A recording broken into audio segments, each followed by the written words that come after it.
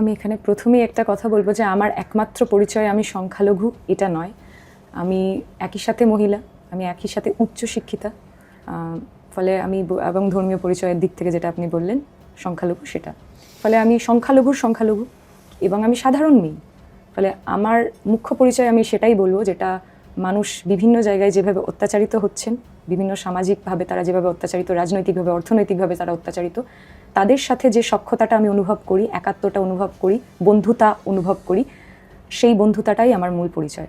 ফলে আমি যখন তাদের কাছে পৌঁছাচ্ছি, আমি বালিগঞ্জের সাধারণ মেয়ে আফরিন, তাদের ঘরের মেয়ে আফরিন হিসেবে পৌঁছাচ্ছি।